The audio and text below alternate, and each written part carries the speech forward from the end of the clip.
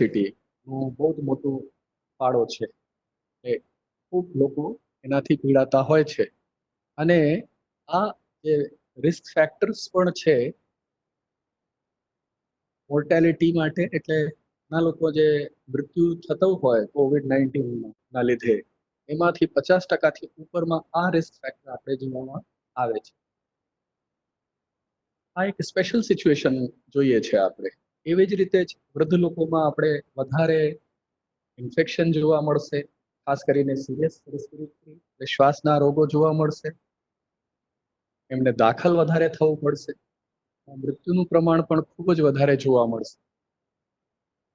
આ એક special situation એટલે લોકડાઉન, એટલે કે જાત જાતની મુશ્કેલીઓ સમાજમાં જે એમના જે જરૂર હોય એ પ્રમાણે અવેલેબિલિટી નથી, તો એવું થશે કે એ લોકોનું મૃત્યુનું પ્રમાણ વધી શકે.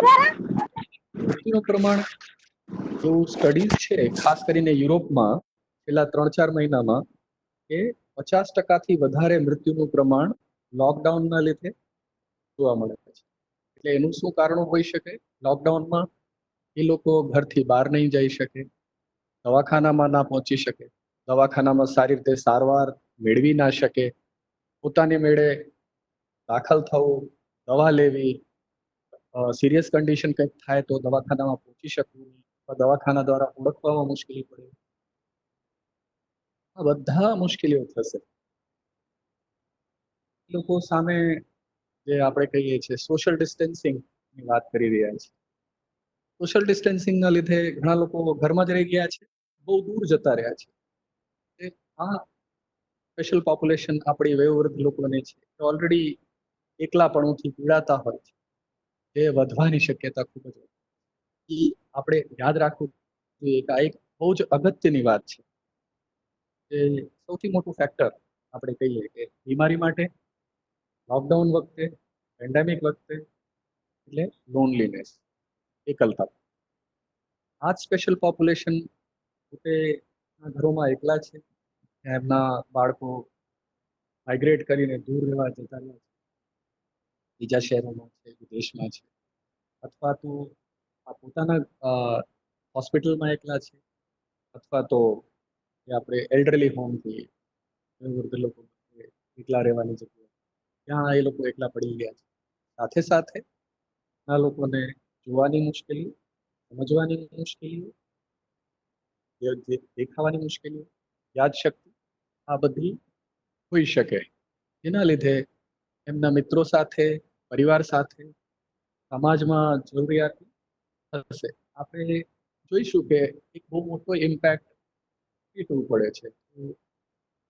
આ હોનારત થયા પછી છેલ્લા 4 મહિનાથી તાત્કાલિક શારીરિક અસરો જોવા મળી છે. જે ઇમિડિયેટલી થતી તકલીફો છે એ શારીરિક લાગણીની થવાની. એમાં લાગણીઓની અતિરેક, ઉદ્વેગ બહુ જ વધારે હોય. ગુસ્સો, ચીડિયાપણું, બદલો લેવાનું ભાવના, ડર, બેચેની, ઉદાસી, એકલા રહેવું, કોઈ સાથે વાત ના કરવી. ઘણી વખત પોતે બીમાર થઈ ગયા હોય, સિરિયસ થઈ ગયા હોય, કોઈ સગા થઈ ગયા હોય, વ્યસનની નજીક જવાનું મન થયા કરે. આ બધી મુશ્કેલીઓમાંથી બહાર આવવાનું. આ લાગણીઓ એટલી બધી વધારે હોય કે રડવું આવે, બહુ જ બેચેની થાય. આ ઉદ્વેગ ખૂબ જ વધારે હોઈ શકે. થોડીક વાર પૂરતું હોઈ શકે, ઘણી વાર આવી શકે, આખા દિવસ પણ હોઈ શકે. શારીરિક તકલીફો, માથાનો દુખાવો, ચક્કર આવવું, પરસેવો થવો, પેટમાં ગડબડ લાગવી, ઝાડા થઈ જવા, સાથે સાથે શરીરમાં દુખાવો, આખા શરીરમાં બળતરા, થાક, આ બધા લાગી શકે. વારંવાર સતત પરેશાન રહેવાના લીધે આપણે શરીરની રોગ પ્રતિકારક ક્ષમતા પણ ઓછી થઈ શકે. તેના લીધે વારંવાર શરદી થવી, બીમાર પડવું પડી શકે. આપણે જોઈએ છે પરિવારમાં અસર થવા મળી છે. લોકોમાં લોકડાઉનમાં એકબીજા સાથે ઝઘડો કરવા મળ્યા છે. એ વખત ઝઘડો એટલો બધો વધી જાય એકબીજાનું શોષણ પણ થઈ શકે. શારીરિક શોષણ ખૂબ જ વધારે વધી શકે, અપમાન પણ થઈ શકે. એમ જોઈ શકે. એનું સોશિયો ઇકોનોમિક ઇમ્પેક્ટ હોઈ શકે. છાપામાં વાંચીએ છીએ રેલગાડીઓ જઈ રહી છે, લોકો રોડ ઉપર છે, આમ નથી કરી શકતા, એટલે ઓન નથી કરી શકતા. વૃદ્ધોના બાળકો કામ નથી કરી શકતા, પૈસા નથી આવતા. એ લોકો પોતે પણ વૃદ્ધ લોકો કામ પણ કરતા હોય છે, એ લોકો પણ અત્યારે કંઈ ઓન નથી કરી શકતા. ખૂબ જ વધારે પડતી મુશ્કેલી. દિલ્હીમાં જોયું હશે કે એક પરિવાર જે છે એ ઘણા પરિવારો સાથે એક મોટી જગ્યામાં રહી રહ્યું છે, જેને આપણે ટેમ્પરરી એકોમોડેશન કહીએ. બીમારીમાં બાળકો ગુજરી જશે તો પેરેન્ટ્સ એકલા રહી જશે, પેરેન્ટ્સ ગુજરી જશે તો બાળકો એકલા રહી જશે. થવાનું આપણે જોઈ શકીએ છીએ કે બધું બંધ છે હાલ પૂરતું. બહુ જ મોટી સમસ્યાઓ આપણે જોઈ રહ્યા છીએ. તો આપણે આડકતરી રીતે બધાને આ પેન્ડેમિક કઈક રીતે અસર કરી રહ્યું છે. પેન્ડેમિકના વખતે આપણે ઉપર એક માંગણી થશે કે આપણે આ સમસ્યાઓને સામનો કરવું, જોવું, કઈ રીતે એને સમજવું. પેન્ડેમિક આવતા જ આપણા ઉપર બદલાવ આવશે આખા સમાજમાં. તરત બધા લોકો એની સામે બહાદુરીથી લડવાની કોશિશ કરશે. ખૂબ જ દાન થશે, મદદ મળશે. આટલું બધું મદદ મળશે ટૂંકા ગાળા સમય, થોડાક સમય જયા પછી આપણે આ બધું ધીમે ધીમે ઓછું થશે, મુશ્કેલીઓ સપોર્ટ ઓછું થશે. પછી આપણે ધીમે ધીમે પોતાનું જીવન પણ સાચવવા શરૂ કરી દઈશું, નોર્મલ કરી દઈશું. આપણા કાઉન્સિલર તરીકે એક બહુ મોટી જવાબદારી આવે છે જ્યારે આપણે આ હોનારતને સમજતા હોઈએ. જે પણ થશે, જે બધું થશે, આ બધું આ મોટી હોનારત એકદમ પરફેક્ટલી આપણે કહીશું કે નોર્મલ છે. કોઈ બાજતું હશે, ગુસ્સો કરતું હશે, બોલતું નહીં, એ નોર્મલ છે. ઘરમાં ઝઘડા થાય છે એટલે નોર્મલ છે. બધું થોડાક સમય કઈ રીતે કાઉન્સેલિંગ કરશું, એટલે કે આપણે ટેલિફોનિક કાઉન્સેલિંગ કરી શકીશું, આપણે વિડીયોનો યુઝ કરી શકીશું, એટલે કોન્ફરન્સ કોલિંગ જે કહીએ છીએ આપણે, એટલે વિડીયો કોલિંગ કહીએ છીએ. વોટ્સએપમાં પણ થાય છે, ગૂગલમાં પણ એવી વ્યવસ્થા છે, અને ફોનમાં આપણે અત્યારે બધે અવેલેબલ છે. ઘણી વખત આપણે ઇન પર્સન કાઉન્સેલિંગ અથવા ગ્રુપ કાઉન્સેલિંગ પર કરવી પડે. કાલે જ મારે ગ્રુપ ડોક્ટર્સના ગ્રુપ સાથે વાતચીત કરી, સમસ્યાઓને સાંભળવાની. એ જ સાથે બહુ મોટા લોકો ગ્રુપ ને આપણે જોયું કે સુરતમાં ત્યાંના પ્રોફેસર હેડ મેડમ એ બધા લોકો સાથે વાતચીત કરતા હતા, માઇગ્રેશન ગ્રુપ સાથે. એની સમસ્યાનું, જમવાની વ્યવસ્થાનું, રહેવાની વ્યવસ્થાનું ઇમિડિયેટલી ટેકો આપી. આ બધી વસ્તુ અગત્યની છે. હોસ્પિટલમાં ખાસ કરીને બહુ નાની નાની સમસ્યાઓ આપણને લાગે, દાખલા તરીકે દાખલ થવું છે કે નહીં, રજા લઈ લેવી છે, રહેવું નથી, એટલે એવી નાની નાની સમસ્યાઓ હશે. હોસ્પિટલના રૂલ્સનો ફોલો નહીં કરીએ, ચા નથી મળતી, એસી નથી ચાલુ, બેટરી નથી, સગાને આવવા નથી, ડર લાગે, ચેપ લાગી જશે હોસ્પિટલમાં. સૌથી અગત્યનું છે મૃત્યુનું ભય. આ ભયથી મુક્ત થવું એ જ આખી કાઉન્સેલિંગની પ્રોસેસ છે. આપણા વિચારો વધી જશે, ટેન્શન વધી જશે, અતિ બેચેની થશે, મૂડમાં ગુસ્સો, બેચેની, વર્તનમાં પણ આપણે જોઈ શકીએ. ધ્યાન નથી, સમજાતું નથી, વંચાતું નથી, વાતચીત નથી કરી શકાતું, વર્તનમાં પણ જોવા મળશે. બધાના ઉપર એવી અસર થઈ શકે. એ સમજીને જ આપણે કાઉન્સેલિંગ કરવી પડે. શારીરિક તકલીફ, ઓચિંતાનો શ્વાસ લેવામાં તકલીફ, ગભરામણ, ધબકારાના વધુ, માથાનું બહુ લાંબુ ચાલશે, ટેન્શન, સતત પેટમાં દુખાવો, સતત ચક્કર આવે, નબળાઈ, થાક લાગવું. આપણે લોકડાઉનમાં ઘરની અંદર રહેવાના લીધે સમય બહુ છે અને બહુ જ મુશ્કેલી પડશે કે સમયનું પ્રસાર કેવી રીતે કરવું. આપણે સતત બીજું પ્રવૃત્તિઓમાં ના હોવાના લીધે આપણી બેચેની વધ્યા કરશે. આપણે એવું પણ સમજવું પડશે શરૂઆતમાં લોકોને જ્યારે પણ કંઈ નુકસાન થયું હશે, સગા ગુજરી ગયા હશે, તો ડર, બેચેની, શોક એવું થશે, સ્વીકાર નહીં કરી શકે. આ લોકો એવું માનવાની શરૂ કરી દીધી હશે કે ભગવાન તમને આટલા નારિયેળ કરીશ. અમે પણ એવું પ્લાન કરેલું છે કે ભગવાનને દર્શન કરવા જશું દ્વારકાધીશના અને ત્યાં ધ્વજા પરાવશું. એવું બહુ મોટા મોટા અહીંયાના નાગરિકો એવું નિર્ણય લીધેલું છે. ઘણી વખત ઉદાસી પણ આવશે, થાકી જશું પણ એવું થશે. આપણે આ બધું સાંભળવાનું, સમજવાની કોશિશ કરો. બીજું શું કેવું છે તમને? બીજું શું લાગે છે? શું શું થયું છે?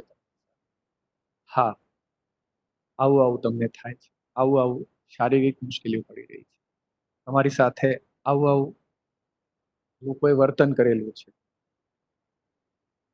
વડીલો સાથે બહુ જ શાંતિથી વાત કરવી પડશે. એ લોકોને ખૂબ લાગણીની ખૂબ જ જરૂર હોય છે. એ આપણે ટચ નહીં કરી શકીએ, મિસ કરશું ટચ કરીને, પણ આપણી આવાજમાં એ લાગણી દેખાઈ જાય અને એમને જો પૂરેપૂરું સન્માન સાથે આપણે વાત કરશું તો બહુ જલ્દી અને ધ્યાનથી એમની વાત સાંભળવાથી, રિસ્પેક્ટ આપવાથી, પ્રેમથી સાંભળવીને અને એમની આખી વાત શાંતિથી સાંભળીને રિવાઇઝ કરવાથી એમના અનુભવને આપણે રેપો આપણી એમની સાથે થઈ શકે. બહુ જ અગત્યની વાત છે કે આપણે એવું સાંભળવાની કોશિશ કરીએ એમને શું શું વિચારો આવે છે, શું લાગણીઓ થઈ રહી છે પેન્ડેમિકના વિશે. બાજુમાં ચેપ આવ્યું છે કોઈને, પોતે ચેપ લાગે તો શું શું થઈ રહ્યું છે તમને એના વિશે વાત કરો. કેવી લાગણીઓ થઈ રહી છે? જે પણ લાગણી થઈ રહી છે એ બિલકુલ બરાબર થઈ રહી છે. ઘણા લોકો એવું કહેશે કે સગા ગુજરી ગયા છે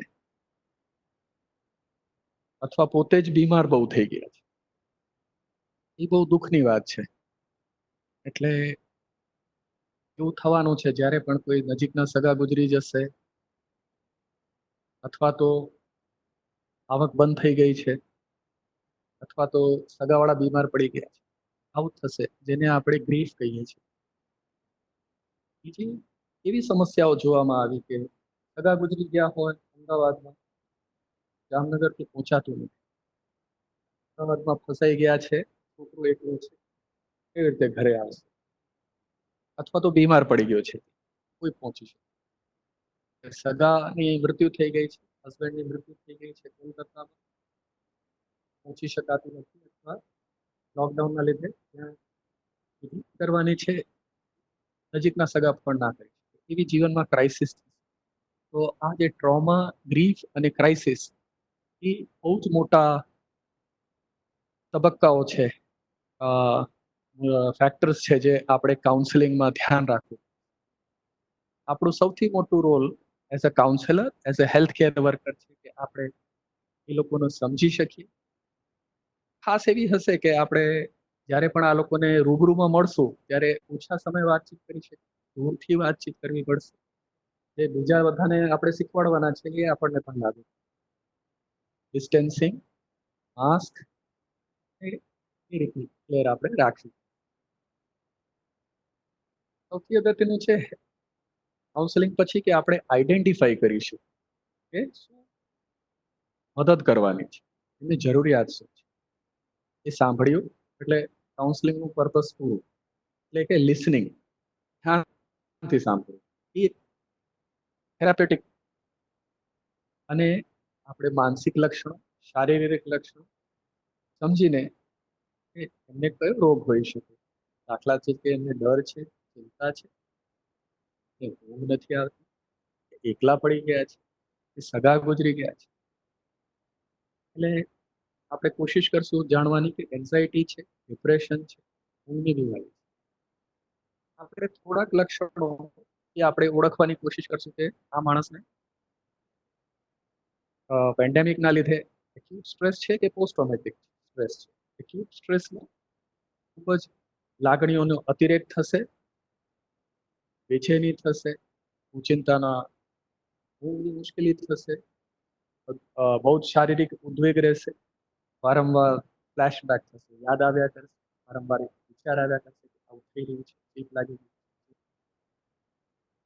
ઉધરસ આવે તું પણ ડર અને ભયભીત થશે. ઊંઘ નહીં આવે, સપના આવશે ભયાવના, મૃત્યુના વિશે. એવું તો પહેલા પણ થયેલું હોય જૂનામાં, જે લોકો જૂના અનુભવ હોય એક્સિડન્ટના અથવા તો અર્થક્વેકના અથવા સાયક્લોનના, તો એમને ફરીથી આ બીમારી થવાની શક્યતા આટલા વર્ષ પછી એ જ મુશ્કેલીઓ ફરીથી જોવા મળતી. એને આપણે પોસ્ટ ટ્રોમેટિક સ્ટ્રેસ. આપણે કેવી રીતે ઓળખશું બધાને? બહુ જ બેચેન માણસ દેખાશે, બહુ જ ઉદાસ દેખાશે, કોઈ સાથે વાતચીત નહીં કરતું હોય, અથવા તો બહુ જ ગુસ્સામાં ઝઘડો કરતો દેખાશે, ચૂપ રહેશે, એકલા રહેશે, એની સાથે વાતચીત, જો ઊંઘતો નહીં હોય, કોઈ જ વસ્તુમાં રસ ના લેતો હોય, આવું બધા લક્ષણો જોઈએ તો આપણે સમજવાનું કે આ માણસને તાત્કાલિક મદદની જરૂર છે. રિપીટ કરો, કોની મદદ કરીશું? ઓળખશું આપણે. બેચેન માણસ, ચિંતિત માણસ, એકદમ ભયભીત ડરેલો માણસ, જે એકલા રહેતો, એને ઊંઘ ના આવતી, એના કોઈ સગા ગુજરી ગયા હોય, તે સિરિયસ બીમાર થયો હોય, બીજા સાથે વાતચીત ના કરતો હોય, અને જે કોઈ વસ્તુમાં રસ ના લે, અને જેને, જેમ મેં વાત કરી, એક્યુટ સ્ટ્રેસ અથવા પોસ્ટ ટ્રોમેટિક સ્ટ્રેસની મુશ્કેલીઓ થતી. આવા સંજોગોમાં તરત સપોર્ટ કરવું, તરત કાઉન્સિલિંગનું પ્રોસેસ શરૂ કરવું, આપણી સારવાર શરૂ થઈ જાય. વહેલા નિદાન બીમારીઓનું એ બહુ અગત્યની સારવાર છે. ઘણા લોકોને આપણે ઓળખીને દવાખાને પણ મોકલવા પડશે, ડોક્ટરની સલાહ માટે પણ. આપણે જોશું કે આપણી સલાહોમાં સારવારનો ઉપયોગ કેવી રીતે કરશું, સલાહોનો ઉપયોગ કેવી રીતે કરશું, જેનાથી આપણે આ બીમારીથી દૂર રહી શકીએ, એટલે પ્રિવેન્ટ કરી શકીએ, ઇમ્યુનિટી વધારી શકીએ. ઓળખશું કે એટલા લોકોને આપણે રેફર કરીએ. એના માટે બહુ જરૂરી છે સમજવું કે થોડાક લોકો કેવી રીતે એકલા રહેતા હોય એના શું મુશ્કેલી છે. એ લોકો, વૃદ્ધ લોકો એકલા રહે છે, એ પોતાની ચિંતા થઈ શકે, એ બીમારી તબિયત સારી, પોતાના બાળકોની ચિંતા થાય, તબિયત કેવી છે, નીચેની હશે કે અરે ફોન કરીએ, કેમ છે, તબિયત કેવી છે, વારંવાર કરવું. ડર રહેશે કે એ ક્યાં લોકડાઉનમાં ખાવાનું નહીં, અથવા તો બીમાર પડી ગયા હશે, કેમ ના આવે. આ લોકો જે એકલા ઘરમાં રહે છે, મમ્મી પપ્પા એકલા છે ઘરમાં, ગ્રેન્ડ પેરેન્ટ્સ એકલા છે ઘરમાં, કઈ નથી બીજું, એ આપણે એમ્પ્ટીનેસ કહીએ છીએ. આ એક ડિપ્રેશનનું કારણ પણ હોય છે. આ ઉંમરની સમસ્યા એક વિશેષ રૂપમાં જોવા મળે. મારું ધ્યાન કોણ રાખશે જો હું જીવીશ નહીં તો મારું ડેડ બોડીનું કોણ ધ્યાન કરશે? ત્યાંથી શું થશે? ને એકલા રહેવા વાળામાં આપણે એવું જોઈ શકીએ છીએ કે લોનલીનેસ, જેને આપણે બહુ સારી રીતે આઈડેન્ટિફાઈ કર્યું છે, એમાં ડિપ્રેશન અને સુસાઇડનું પ્રમાણ ખૂબ જ વધારે હોય છે. આપણે એવું છાપામાં વાંચ્યું છે, ઘણી જગ્યાએ એકલા પડ્યા ગયા હોવાથી લોકડાઉનમાં એક ફેક્ટર એકલાપણાનું છે. સાથે સાથે આપણે શારીરિક તકલીફ, માનસિક બીમારી, સ્વાસ્થ્ય પર નહીં હોય બરોબર, યાદ શક્તિ, ધ્યાન શક્તિ, એ બધી મુશ્કેલીઓ હોય તો એમને મદદ કરવામાં બીજા લોકોને વધારે ધ્યાન રાખવું પડશે કાઉન્સેલર તરીકે, કેમ કે એ લોકો એકલા રહે છે. બીજા છે જેમને મુશ્કેલીઓ છે, એમને સમજવામાં મુશ્કેલી છે, ખાસ કરીને કાઉન્સેલિંગ વખતે, વાતચીત કરતા વખતે આપણે ઓળખવાની કોશિશ કરશું કે એમની સમજણ કેવી છે, સંભળાય છે કેવું, અને યાદ કેવું રહે છે. વાતચીત કરતા એવું તરત ખ્યાલ આવશે તો આપણે એ રીતે આપણી વાતચીતમાં ફેરફાર કરવો. એમને બહુ જ મુશ્કેલી પડશે કે ક્વોરન્ટાઇન વખતે, આઉટબ્રેક વખતે, પેન્ડેમિકમાં થઈ રહ્યું છે, એટલે એ લોકોમાં ખૂબ જ વધારે પડતું દબાણ જોવા મળશે, એ સામાન્ય પબ્લિક કરતા વધારે હશે, કેમ કે એ લોકો સમજણ અને સેન્સરી એટલે શક્તિઓ, જોવાની શક્તિ, સમજવાની શક્તિ, સાંભળવાની શક્તિ ક્ષીણ થઈ ગઈ છે. તો વધારે ગુસ્સો, વધારે બેચેની, વધારે ટેન્શન, વધારે ડિપ્રેશન, બેચેની, ડર એ બધું એમના ખૂબ જ વધારે જોવા મળે.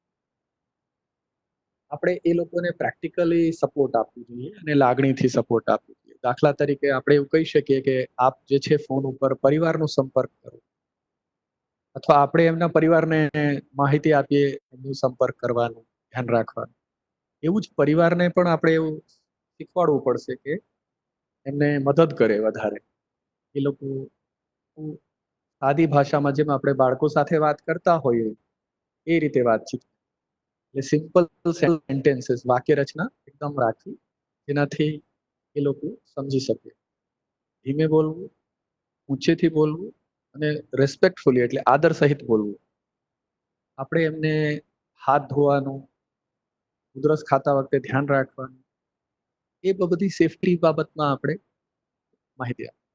COVID-19 શું છે, કેવું પડશે, આ બધી વસ્તુઓ જે લોકોને યાદશક્તિની મુશ્કેલી પડશે એમાં વારંવાર કેવી પડશે. એના માટે આપણે વિવિધ સાધનોનો ઉપયોગ કરી શકીએ. દાખલા તરીકે ચાર્ટમાં અથવા વ્હાઇટ બોર્ડ કે બ્લેક બોર્ડ ઉપર લખી શકીએ, એમને ડાયરીમાં આપી શકીએ, એનો એ લોકો વારંવાર ઉપયોગ કરી શકે. આ બધી માહિતીમાં વારંવાર આપી, સાથે સાથે વારંવાર મદદ પણ કરવી પડે, જે ખૂબ જ વધારે મુશ્કેલ છે. વૃદ્ધ લોકો પોતાને બહુ સારી રીતે સાચવી શકશે તો એમનામાં પ્રેયર કરવાની શક્તિ હોય, ભગવાનમાં અટૂટ વિશ્વાસ, એ પણ એક મદદ થઈ શકે. તો જો એ લોકો પોતે સ્વસ્થ હોય તો પાડોશીની મદદ કરી શકે, એની સાથે વાતચીત કરી શકે, એની સાથે શારીરિક એટલે ખાવાનું કે દવાખાને લઈ જવાની એ બાબતમાં મદદ કરી શકે. બહુ સિમ્પલ છે, પણ એમનાથી જે માણસ વધારે પરેશાન છે એની બીમારી ઓછી. પણ એ બાબતમાં આપણે બીમારીથી દૂર રહેવાનું શીખવું બહુ જરૂરી. નિયમિત પ્રેયર કરવું એ એક બહુ જ મજબૂત ઉપાય છે. અને આપણે બધા મંદિરો ભલે લોકો કહેતા હોય કે બંધ થઈ ગયા છે, પણ આપણે દર્શન કરી શકીએ, પ્રાર્થના કરી શકીએ અને ભગવાનમાં વિશ્વાસ રાખી શકીએ. અને આપણી જે રિલિજિયસ પ્રેક્ટિસ હોય એ પણ કરી શકીએ. દાખલા તરીકે હિન્દુ હોય તો પ્રાર્થના કરવી, આરતી કરવી, દીવા કરવા, અને મુસલમાન અને ક્રિશ્ચિયન હોય તો એ રીતે એમનો ધર્મનું પાલન કરવું. ખાસ કરીને આપણી ઇમ્યુનિટી વધારવા માટે એ બહુ જરૂરી છે કે સમયસર સૂવું, કસરત કરવું, સમયસર જમવું, પાણી પીવું. એ લોકો વૃદ્ધ લોકો પોતાનું ધ્યાન ના રાખી શકતા હોય તો બીજા લોકોને આ બધી બાબત કરવી. આ બધી વસ્તુ સિમ્પલ છે કે સમયસર જમવું, પાણી પીવું, ઊંઘવું, કસરત. એનાથી મોબિલિટી વધશે, લોહીનો સંચાર વધશે, શક્તિ વધશે. મેઇન પર્પઝ એ છે કે ઇમ્યુનિટી વધશે, જેનાથી બીમારીથી દૂર રહી શકશે, બીમારી થવામાં અટકાવશે, સ્વસ્થ જલ્દી થશે. એક બહુ મોટું સ્ટ્રેસ આપણા સમાજમાં એવું છે એને ઘણા લોકો ઇન્ફોડેમિક કહે છે. આપણે પેન્ડેમિકની વાત કરી રહ્યા છીએ, કેટલા બધા સમાચાર છે, વારંવાર આવે છે. એટલું ખરાબ વસ્તુઓ વધારે આવી રહી છે, અને નંબરની આંકડા વધતા હોય, જેમ આપણે ક્રિકેટ બીજા કોઈ સ્કોર જોતા હોય, કેટલા ગોલ થયા, આ બધું જોતા ભય અને વારંવાર લાગણી વધતી જશે. એનાથી વારંવાર જોવાથી એ બાબતમાં બહુ ધ્યાન રાખવું જરૂરી છે કે એ ઓછું થઈ જાય. બીમારીઓની સારવાર, પોતાની દવાઓ સમયસર લેવી, ફોન ઉપર અથવા એવી રીતે ડોક્ટરની મદદ કરવાનું સલાહ આપી છે. આપણે ફોન ઉપર પૂછીએ કે મન કેવું રહે છે, મારા ડોક્ટર સાથે વાત કરતા રહે. એકલા રહેતા હોય તો બીજા લોકોએ ધ્યાન રાખવું, અને જો સાથે રહેતા હોય તો સીધું પૂછીએ. હાથ ધોવું બહુ જ જરૂરી છે, માસ્ક પહેરવું, 1 મીટરથી વધારેનું અંતર રાખવું. ને આપણે બહુ સિમ્પલ મદદ કરી શકીએ તો એના માટે ટેક્સી બોલાવી દેવી, જમવાનું ઓર્ડર કરી દેવું, કસરત સાથે કરવાનું આગ્રહ કરવો. જો પોતાનું દૈનિક જીવન જીવવાની કોશિશ કરે એનાથી જ આપણે એક્યુટ સ્ટ્રેસ ડિસઓર્ડર એટલે પેન્ડેમિકનું છે બહુ જ ઓછો થઈ ગયો. પોતાનું ઘર સાચવવું, પોતાનું શેડ્યુલ, દૈનિક રોજિંદું જીવન સાચવી રાખવું, સમયસર બધી દૈનિક ક્રિયાઓ કરવી, નવી નવી પ્રવૃત્તિઓ પણ શીખી શકાય અને કરી શકાય. દાખલા તરીકે પેઇન્ટિંગ, સિંગિંગ, જે આપણને ખુશી આપી શકે, જે આપણે ટાઈમથી ના કરતા. નિયમિત આપણા સગાનો સંપર્ક કરવો, વિડીયોથી, વિડીયો કોલિંગથી, ઓડિયો કોલિંગ બહુ જ જરૂરી છે. સ્ટ્રેસના સમયમાં આપણા લોકો એમના પરિવારોથી દૂર રહી રહ્યા છે. કોશિશ કરવી કે આ દૂરી ઓછી થઈ શકે.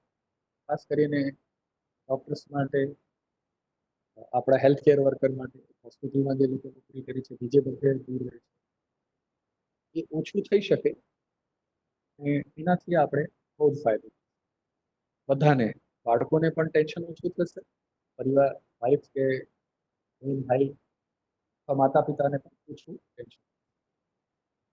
આપણે વાત કરીએ ઇમ્યુનિટી અને એ બહુ જ અગત્યનું ઇન્ફેક્શન પ્રિવેન્ટ કરવા માટે આપણે સાવચેતીના મેજર્સ લેવા. આ સિમ્પલ સલાહો છે, લાંબા ગાળે બહુ જ કામ કરશે. ટેવ પાડવી પડશે આપણે જીવનમાં ઉતારવાની. આપણે જીવન જુદી રીતે જીવવાની એ બધી પ્રોબ્લેમ્સ થાય છે, એ આપણે જોઈ શકશું. દાખલા તરીકે આપણને જાત જાતના ડર થવા, બેચેની થઈ જાય, વારંવાર વિચાર આવ્યા કરશે કે મને કોવિડ થઈ જશે, ઇન્ફેક્શન લાગી જશે, અને મારા પરિવારને એવું થઈ જશે, મારા સગાને આપી દઈશ બીમારી, જીવીશ. આ જે છે એ ડરના વિચારો છે, એ ટ્રોમામાં, સ્ટ્રેસમાં પણ, બેચેનીમાં પણ, પોસ્ટમાં. એના માટે આપણે કોવિડ-19 ફેક્ટ આપવા છે, કેવી રીતે બીમારી થાય. 95% લોકોને લગભગ નહીં જેવી બીમારી, 9% લોકોને તો કંઈ જ ખબર જ પણ નથી પડતી કે આ જાતની માહિતી સાથે સાથે ઇન્ફેક્શન પ્રિવેન્શનની જે વાત, આપણે વધારે પડતું ડર, બેચેની, ભિયામણા, પોતાનું રોજિંદુ જીવનમાં જીવી છે, ઉદાસ થઈ જાય, નિરાશા થઈ જાય, કામમાં મન ના લાગે, સુસાઇડના વિચાર, તો જરૂર એમને રેફર કરવું જોઈએ. એવી રીતે જ સ્પેસિફિક મુશ્કેલી જોવા મળે છે, જેમાં આપણે જોઈ શકીએ છીએ કે લોકોને આ પરિવારમાં એક જણ ગુજરી ગયું છે, બીજું બચી ગયું છે, નીચે બાપને લીધે મારા લીધે ગુજરી ગયા છે, તો હવે હું જ બચ્યું છું, એની સર્વાઈવર ગિલ્ટ, બચી ગયો પણ એ ગુજરી ગયો, એવી ગિલ્ટની લાગણી, અપરાધ બોધની લાગણી થાય છે. એ બિલકુલ નોર્મલ વસ્તુ, બધા લોકોને આવું થતું જ હોય છે. દાખલા તરીકે એવા દર્દી જોયા કે ત્યાં ફાયરિંગ થઈ હોય, સીઆરપીએફ, બધા લોકો મરી ગયા, સાહેબ કેમ છે, વારંવાર બેચેની, સર્વાઈવર. દાખલા તરીકે પરિવારમાં બધા લોકો ગુજરી ગયા, મારા પરિવાર માટે બચાવી ના શકે, એવી લાગે. એ નોર્મલ છે, ભાગ્યનું છે, ચાન્સ ઉપર છે, એટલે એવું સમજાવું અને નોર્મલ છે. આ અપરાધ બોધની લાગણી આપણે ખાસ મુશ્કેલીઓ થતી હોય છે, નિયમિત ચા, કોફી, કેફી પદાર્થો, કસરત, રેગ્યુલર જમવાનું, સારી વાંચન, મ્યુઝિક, આપણું સારું થશે. સતત અઠવાડિયાથી વધારે ઊંઘ ના આવતી હોય તો લાંબા ગાળાનું ડિપ્રેશન લક્ષણ હોય છે. ડિપ્રેશન ઉદાસી રહે, સારું ના લાગે, કામમાં ના લાગે, એ વસ્તુથી ખુશી ના મળે. Sir, sorry for interruption. Sir આપનો અવાજ થોડો ધીમો આવે છે, તો આપના ઇયરફોનનું જે માઇક છે એ આપ નજીક રાખશો તો હા, sure, thank you. Thank you sir, thank you. હા, હાથ થાકી ગયા હતા એટલે નીચે જતું રહ્યું છે. તો ડિપ્રેશનની લાગણીઓ થતી હોય એમાં ખાસ કરીને જ્યારે સુસાઇડની લાગણી થતી હોય, વિચારો આવતા હોય, અથવા એવું અટેમ્પ્ટ કરવાનું પ્લાન કરી લીધું હોય, અથવા તો ખાવા પીવાનું બંધ થઈ ગયું હોય, તો તરત જ ડોક્ટરને સંપર્ક કરવો. આપણે રેફર સુસાઇડના વિચારો સતત આવવા, આખા દિવસમાં ઘણી વાર આવવા, એવું થાય કે થઈ શકે, અથવા એવું ભૂતકાળમાં કરેલું હોય તો પણ આપણે રેફર કરવું જોઈએ. ઘણી વખત તીવ્ર બીમારીઓ પણ થવાની શક્યતા રહે, એમાં આપણું સંપર્ક રિયાલિટીથી વાસ્તવિકતાથી ઓછું થઈ જશે. ભય લાગવું કે મને મારવા આવે છે લોકો, કાવતરું ચાલી રહ્યું છે, ઝેર નાખી દેશે, આ પેન્ડેમિકમાં જે વાયરસ મારામાં નાખી દેવાના છે, અને સતત ચિંતા રહેવી એ બાબતમાં. અવાજો સંભળાવી, ત્યારે કોઈ ના બોલતું હોય એવી અવાજો આવે, આપણે હેલ્યુસિનેશન કહીએ છીએ. જુદી જુદી વાતચીત કરવી જે સમજણમાં ના હોય, જેનો સંબંધ ના હોય એકબીજા સાથે, એટલે એવો સાયકોસિસ કહીએ. એના માટે પણ આપણે ડોક્ટર પાસે રેફર કરવું. આ લોકો આ સમયમાં વ્યસન પીડાતા હોય, મળતું નથી. આપણે જોઈ શક્યા ઘણા લોકો લાઈનમાં ઉભા હતા, ખૂબ જ મુશ્કેલી અનુભવતા હતા. એટલી બધી મોટી લાઈન હતી કે સોશિયલ ડિસ્ટન્સિંગ ના ફોલો કરી શકે, તડકામાં ઉભા રહે. તો આ બતાવે છે કે આપણે એનું આપણા માટે આ હિતકારી નથી. આના માટે આપણે કોશિશ કરવી જોઈએ કે વ્યસન મુક્ત થવાની જરૂરી છે, જેનાથી સ્વસ્થ પણ રહી શકાય. અને આ સમય છે કે આપણે નક્કી કરીએ કે આપણે આનાથી દૂર થઈ જશું. આવતા 2 અઠવાડિયામાં આ દિવસથી છોડવાની કોશિશ કરીશ અને મારા સ્વાસ્થ્યને સાચવીશ. એનાથી મારી તબિયત સારી થશે. આવી રીતે મોટિવેશન આપણે વધારવાની કોશિશ કરીએ. અને જો એમને મુશ્કેલી પડતી હોય તો આપણે એમને મનોસામાજિક ડોક્ટર અથવા તો કાઉન્સેલર અથવા તો સાયકોલોજીસ્ટને પણ સલાહ આપી શકાય. એમાં ઘણી સારવાર પણ થતી હોય, ડિપ્રેશન, એન્ઝાઇટી હોય. ઘણા લોકોને આમાં ડિલિરિયમ એટલે કે સનેપાત થઈ જશે. મોટી ઉંમરમાં એક વિશેષ મુશ્કેલી છે, ચેપ લાગ્યું હોય, દવાઓ ના મળી હોય, અથવા જે બીમારી હોય તો વધારે થઈ જાય, ત્યારે પણ આપણે તાત્કાલિક દવાખાનામાં. જ્યારે લોકડાઉનની પરિસ્થિતિ થઈ, તાત્કાલિક જ ઘણા લોકો આલ્કોહોલ વિડ્રોઅલમાં દાખલ થયા હતા. વાઈ આવતી હતી, જારી આવતી હતી, ઊંઘ નહોતી આવતી, અને કોઈ જ ખબર નથી પડતી કે ક્યાં છે, એની સાથે વાત સગાને નહોતા ઓળખતા. એટલે સનેપાત, ડિલિરિયમ. ડિમેન્શિયા આપણે જાણીએ છીએ, જેમ જેમ ઉંમર વધે એમ એમ યાદશક્તિ ઓછી થાય. પણ વધારે પડતી યાદશક્તિ ઓછી થવાના લીધે સામાજિક કાર્યો, પોતાના ધ્યાન રાખવું, અને જેને કહીએ કે બેન્કિંગ અથવા માર્કેટિંગ, કેલ્ક્યુલેશન, એ બધુંમાં અસર પડે. એલ્ઝાઇમર્સ ડિમેન્શિયા બહુ જ કોમન વસ્તુ છે. 85 વર્ષ પછી તો ઓલમોસ્ટ 25 થી 40% લોકોમાં આ બીમારી છે. તો ઉંમર સાથે આ ડિમેન્શિયામાં સમજણ, યાદશક્તિ અને સમજણ, નાનપણું, એ બધું ઓછું થઈ જાય. એના લીધે ખૂબ જ તકલીફ પડી. આ બધું સ્વભાવમાં પણ આપણા મુશ્કેલી જોઈ શકે. એના માટે પણ આપણે સગાને માહિતી આપવી પડશે. ઘણી વખત ડોક્ટર પાસે પણ એમને જવાની સલાહ.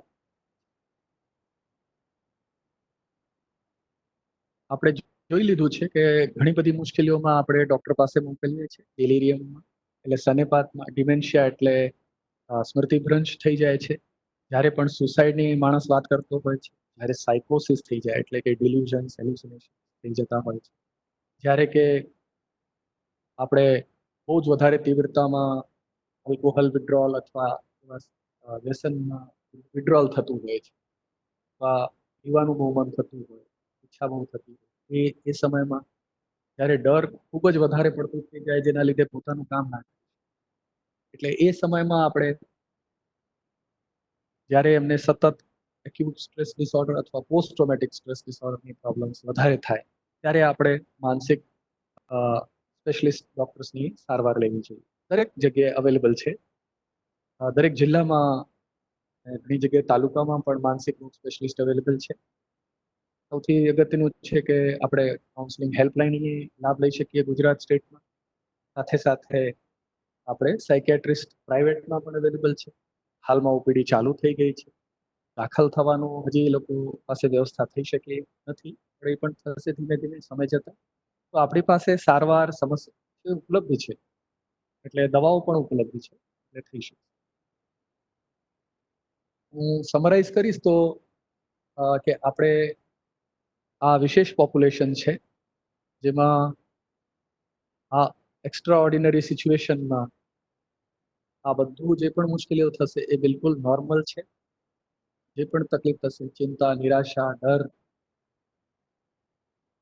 વિચારો આવવા, લાગણીઓનો અતિરેક થવું, શારીરિક મુશ્કેલીઓ થવી, ઊંઘ ના આવી, સતત વારંવાર ભયના વિચારો આવવા, સપના દેખાવા, આ બધું જ નોર્મલ છે.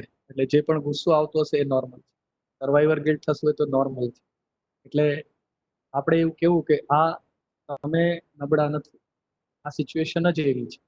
વોટ વિલ જે પણ આપણી સાથે થઈ રહ્યું છે એકદમ સ્વાભાવિક છે. અને આપણે COVID-19 માહિતી, ચેપની માહિતી અને કાઉન્સેલિંગથી એમને અપડેટ કરવી જોઈએ. આ બધું બદલાતું રહેશે, ધ્યાન રાખવાનું બદલાતું રહેશે. આપણે ચેપથી કેમ અટકાવવું અને શું શું સમસ્યાઓનો આપણે સામનો કરવો એ આપણે ધ્યાન રાખવું. આપણે પરિવારને ખાસ કરીને મોબિલાઇઝ કરવું પડે, કમ્યુનિટીમાં એટલે સમાજને પણ મોબિલાઇઝ કરવું પડે. એટલે મને એવું યાદ આવે છે કે ડોક્ટર તમરા મેડમે પોતે ત્યાં જઈને કે આ માઇગ્રેન્ટ ગ્રુપ છે એને જમવાની જરૂર છે, ખાલી એટલી જ માહિતી આપી, એ તાત્કાલિક સપોર્ટ. દાખલા તરીકે કોઈ એકલું છે એમના ઘરમાં, તો પાડોશીને પૂછ્યું કે ખબર કાઢતા. બહુ સિમ્પલ છે, પરિવારનો સંપર્ક. આ એક વિશેષ ગ્રુપ પણ છે જેને બધી સમસ્યાઓનો સામનો કરેલો છે. પરિવારને ગાઈડ કરી શકે, મદદ કરી શકે, આ એમની શક્તિ. એ લોકોને, ઘણા લોકોને શારીરિક બીમારીઓ છે, ખૂબ વધારે શારીરિક તકલીફો પણ હોઈ શકે. ઘણા લોકોને માનસિક બીમારીઓ છે જે આપણે જોયું. તો એમને વધારે અને ધ્યાન રાખવું પડશે, ડોક્ટરનો સંપર્ક કરવો પડશે, ફોલોઅપ લેવું પડશે, દવાઓની અવેલેબિલિટી કરવી પડશે. અથવા બીમારી વધે તો પણ એમને એમાં મદદ કરવી. વહેલું નિદાન આપણે જોયું બીમારીઓનું ખૂબ જ મદદ કરશે, જેનાથી આ બીમારીઓ લાંબી નહીં ચાલે. અત્યારનું ડિસ્ટ્રેસ એટલે દુઃખ ઓછું કરશે અને વારંવાર નહીં થાય, અથવા તો જો એના લીધે જીવનમાં ખરાબ અસરો થશે એ પણ ઓછી થશે. આ એક વિશેષ ગ્રુપ છે જે આપણે જેમને ખાસ કરીને ડિમેન્શિયા થયેલું છે, એમાં એટલે યાદશક્તિની જે મુશ્કેલી છે એમાં આપણે ખૂબ જ વધારે પરિવારની પણ માર્ગદર્શન, પરિવારને સમસ્યાઓનું જણાવવું પડશે. અને એ લોકો પરિવારને પણ વારંવાર એ સમસ્યા મદદ કરવા માટે વારંવાર એક જ વસ્તુ કેવી, સિમ્પલ ભાષામાં કેવી, એ બહુ જ જરૂરી છે. અને અહીંયાથી મારું આ સાયકોસોશિયલ કેર બાબતમાં પૂરું થાય છે વક્તવ્ય. આ બધા વસ્તુઓ જે મેં રેફરન્સીસથી લીધી છે એમાં WHO, UNDP, નિમ્હાન્સ અને રિસેન્ટલી આખી જર્નલ નીકળી હતી જીરિયાટ્રિક psychiatry, text book of psychiatry. આ બધામાંથી ભેગું કરેલું મારું મંતવ્ય છે, મારું પોતાનું જે સમજણ છે એ રીતે છે. Thank you so much. Thank you very much, sir, for હાજી. sharing excellent presentation on elderly population. આપણને સૌને ખ્યાલ છે કે હાલમાં જે COVID-19 નો એપિડેમિક ચાલે છે એમાં સૌથી વધારે વલ્નરેબલ પોપ્યુલેશનમાં એલ્ડરલી લોકો આવે છે. તો ખાસ કરીને અત્યારે એલ્ડરલી લોકોનું કઈ રીતે ધ્યાન રાખવું, એ લોકોનું કઈ રીતે કાઉન્સેલિંગ કરવું, એ લોકોની કઈ રીતે કાળજી રાખવી, એના વિશે ડિટેલમાં સરે આપણને સમજાવ્યું.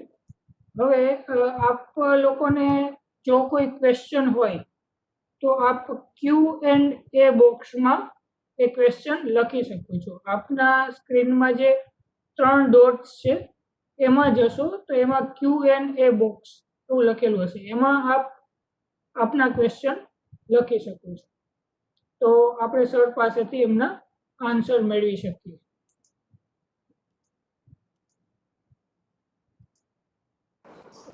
નમસ્કાર મિત્રો, હું ડૉક્ટર રાજેશ ગોપાલ, જીસેક્સ અને જીસેક્સના ઉભરાફ પાર્ટનર યુનિસેફ અને SIHFW વતી આપ સૌને ફરીથી આ વેબ સેમિનાર સિરીઝમાં આવકારું છું અને ખૂબ ખૂબ અભિનંદન પાઠવું છું. मुझे अत्यंत प्रसन्नता है कि आज श्री दीपक तिवारी जी ने बिल्कुल सहजता के साथ में एक क्लिष्ट विषय के ऊपर हमको बहुत ही अच्छी तकनीकी जानकारी दी है. मेरा आप सबसे यही अनुरोध है कि ये जो चीज बताई जा रही है उसको अच्छी तरह से अपने अंदर में ले लें, उसके नोट्स बनाएं और ये सब जब YouTube पे अपलोड किया जाएगा तो उसको एक रेडी रेकनर की तरह अपने पास रखें. हमको अपने परिवार के वयोवृद्ध लोग, समाज के वयोवृद्ध लोग और बाकी अन्य जो श्रृंखला के बाकी लेक्चर्स हुए हैं उसमें अलग अलग समुदाय के लोगों के बारे में जानकारी दी गई है. तो ये हमको सलंग चालू रखना है और मेरा सिर्फ एक ही अनुरोध है, परिस्थिति कैसी भी हो हमको बिल्कुल विचलित नहीं होना है. एक जिम्मेदार व्यक्ति की तरह से, एक समाज के, एक हॉस्पिटल के, एक परिवार के एक इम्पोर्टेंट सदस्य की तरह से हमारा बहुत बड़ा योगदान हो सकता है. तो इन्हीं सब चीज को हम लोग अपने साथ लेके आगे बढ़ाते रहेंगे और इसको जो माहिती, जो ज्ञान हमको मिल रहा है वेबिनार सीरीज से, उसको लेके अपने परिवार, समाज के और लोगों को भी इसका लाभ देने का प्रयास करेंगे. बहुत बहुत शुभकामनाएं. धन्यवाद. ધન્યવાદ. Thank you, sir. Thank you for encouraging us for this webinar series. અને જેમ સરે કીધું કે આપણા બધા જ વિડીયો આપણે એક દિવસ પછી યુટ્યુબની SIHFW વડોદરાની ચેનલ પર પણ અપલોડ કરીએ છીએ. એટલે કદાચ જો કોઈ કાઉન્સિલરને કોઈ વેબિનાર સિરીઝનો સેશન મિસ થયો હોય તો એ યુટ્યુબ પર SIHFW વડોદરાની ચેનલ પર જઈ અને આ બધા જ સેશન જોઈ શકે છે. આ ઉપરાંત જીસેક્સ અમદાવાદ, યુનિસેફ ગુજરાત અને SIHFW દ્વારા આ બધા જ સાયકિયાટ્રિસ્ટની મદદથી એક મોડ્યુલ પણ તૈયાર કરવામાં આવી રહ્યું છે જે ટૂંક જ સમયમાં આપની સાથે શેર કરવામાં આવશે કે જે આપને કાઉન્સેલિંગ માટે પણ મદદ કરશે.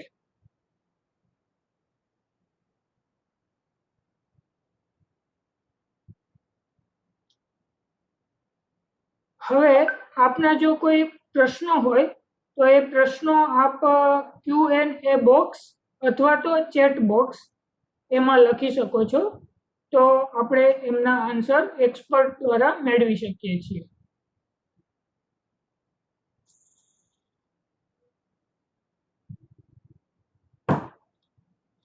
હા સર, એક ક્વેશ્ચન આવે છે, હું આપને વાંચીને સંભળાવું છું.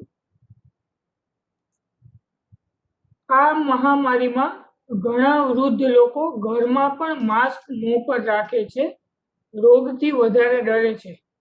તો આ પ્રકારનો ડર કેવી રીતે દૂર કરી શકાય, એ લોકોને શું સલાહ આપી શકાય? સર, સૌથી પહેલા તો એ સમજવું જરૂરી છે કે ડર છે જે બહુ સારી રીતે સમજી ગયા છે અને આ ડર જે છે ચેપ લાગવાનો છે.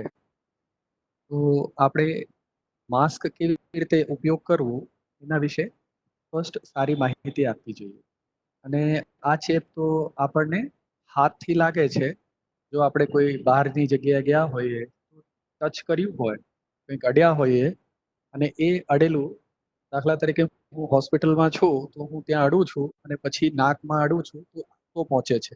જો હું બહાર જઈને દવાખાના હોઉં તો હાથ ધોઈ લઉં તો મારા હાથથી નહીં પહોંચે. જો કોઈ બહાર ઉધરસ ખાતું હોય અને હું ત્યાં હોઉં તો મને થઈ શકે, છીંકતો હોય તો થઈ શકે.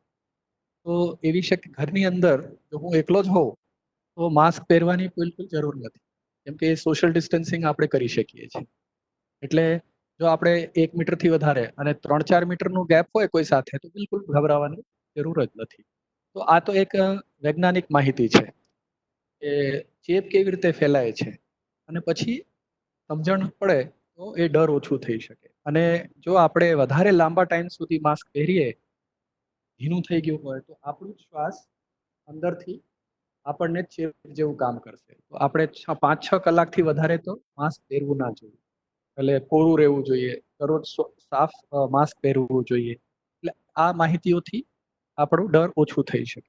અને ક્યારે થશે ઇન્ફેક્શન એ આપણે સમજાવવું પડે. ઇન્ફેક્શન કોઈના છીંકવાથી, કોઈના ખાંસી ખાવાથી જ આપણને થશે, અથવા તો કોઈ વસ્તુ અડવાથી બહારની વસ્તુ. આ બે રીતે થઈ શકે છે. Thank you sir. ઘણા જ લોકોના એપ્રિસિએશનના કમેન્ટ્સ આવી રહ્યા છે. દેસાઈ વર્ષા, મહેશ ઝાલા, ડૉક્ટર જીતેશ ગોધાણી, ઝંખના શાહ, આ બધા જ આપને વન્ડરફુલ સેશન માટેના કોમ્પ્લિમેન્ટ્સ આપી રહ્યા છે. સર, બીજો એક પ્રશ્ન છે કે ભયના સપના આવતા હોય તો તેવા લોકોનું શું કાઉન્સેલિંગ કરી શકાય? બિલકુલ નોર્મલ છે. જેમ દરેક ભય, માસ્ક લગાવો, આ પરફેક્ટલી નોર્મલ છે. સાથે સાથે આપણે સમજવું પડશે કે શું શું છે. એટલે ડિપ્રેશનમાં અથવા તો એક્યુટ સ્ટ્રેસ ડિસઓર્ડર જેને આપણે તીવ્ર ચિંતા કહીએ, એટલે એવા સમયમાં આપણને વિહામણા સપના આવી શકે, જે આપણી બેચેની, ચિંતા આવતી. એકાદ દિવસ કોઈ દિવસ સપના આવે એટલે નોર્મલ જ છે. આખો દિવસ વારંવાર સપના આવવા, ઊંઘ ના આવે, સાથે સાથે ગભરામણ, બેચેની, અજંપો, શારીરિક દુખાવો, તકલીફો, ડર લાગવું, બહુ જ વધારે પડતું પેનિક એટેક, તીવ્ર ચિંતાનો, વધારે પડતું ઉધરસ, એવું લાગે આવું થઈ ગયું છે, સ્ટ્રેસનું લક્ષણ હોઈ શકે. અને એના માટે આપણે સારવાર લેવા જવું તો રેફરલ લેવા. આ એક લક્ષણ છે જે બતાવે છે કે ચિંતા છે. હું સારી રાખવા માટેના પ્રયત્નો કરવા જોઈએ. દાખલા તરીકે સમયસર જમવું, સમયસર કસરત કરવી, સમયસર સારી રીતે આપણા વિચારોને બદલવાની કોશિશ કરવી. પોઝિટિવ માઇન્ડથી ફ્રેમવર્કમાં રહેવાથી, વિચારો બદલવાથી એ ઇન્ફેક્શન કેવી રીતે ફેલાય છે, રોકાય છે. ખાસ ઇન્ફોડેમિક જેની આપણે વાત કરી પ્રીવિયસ સ્પીકરે, એટલે બહુ વધારે પડતું ન્યૂઝ ના જોવું, એનાથી પેજના આ ડરને સમજવાથી આપણે ઓછું થઈ શકે. ઊંઘ સારી આવવું એક લક્ષણ છે કે અમે સ્વસ્થ થઈ રહ્યું. આ ભય, વિહામણા સપના લીધે આવે લક્ષણ છે બેચેની. Thank you sir. અન્ય એક પ્રશ્ન છે કે આ મહામારીમાં વૃદ્ધો સારી રીતે ઊંઘ લે તે માટે શું કરી શકાય? આ મહામારીમાં સારી ઊંઘ માટે આપણે સૌથી અગત્યનું રહેશે કે આપણે COVID-19 ઇન્ફેક્શનનું પૂરી માહિતી સારી રીતે લઈએ. એક બીજી વસ્તુ છે કે આપણે એવું ધ્યાન રાખીએ કે આપણે મહામારીમાં શું શું પગલાઓ આપણે લેવાના છે, જે દાખલા તરીકે પ્રિવેન્શનના. બીજી વસ્તુ છે કે આપણે ઇમ્યુનિટી કેમ વધારવી. આ બધા કર્યા પછી આપણે ન્યૂઝ એ બધાથી દૂર રહેવાનું કોશિશ કરીએ. નિયમિત ન્યૂઝ સાંભળવું, 15-20 મિનિટ સવાર સાંજ. આસપાસની માહિતીનું ધ્યાન રાખવું. જો વૃદ્ધ લોકોને સૌથી વધારે અત્યારે હાલમાં તો ચિંતાના લીધે નહીં આવતું, પ્રવૃત્તિઓ ઓછી થઈ ગવાના લીધે ના આવતું, તો દૈનિક રોજિંદુ જીવન, સારી પ્રવૃત્તિઓ શોધવું, વાંચન કરવું, ભાઈબંધ મિત્રો સાથે ફોન ઉપર સંપર્કમાં રહેવું, અને સગાની ખબર કાઢવી. આ બધા જુદા મેજર છે. એક બહુ જ અગત્યનું છે, જો સ્વસ્થ હોય તો શારીરિક કસરત ઓછામાં ઓછું 20-30 મિનિટ દરરોજ. બપોરે સુવાનું ટાળવું, ચા કોફી ઓછી કરવી, ઉઠી જવું. આનાથી ઊંઘ સારી થઈ શકે.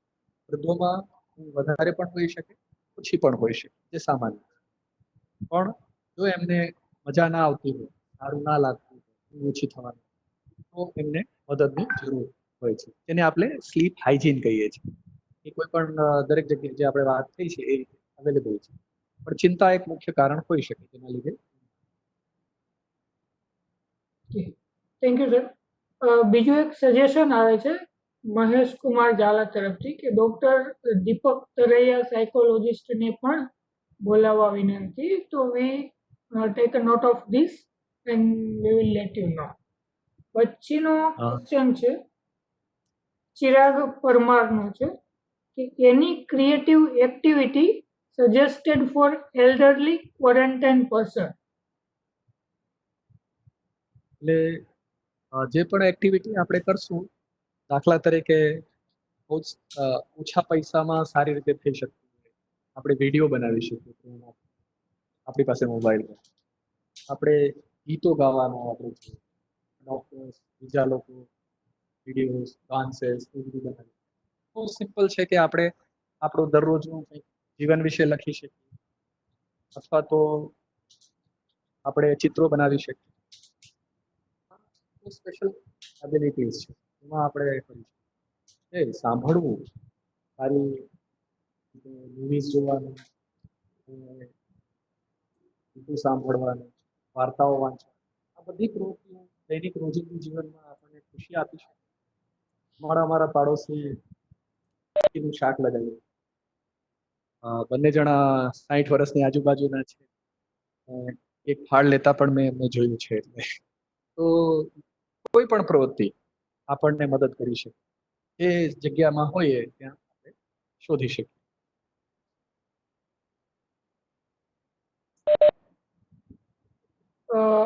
અન્ય એક ક્વેશ્ચન છે ડોક્ટર ભાવેશ કુમાર લાકડાવાલા તરફથી કે many elderly are dependent on એસયુડી.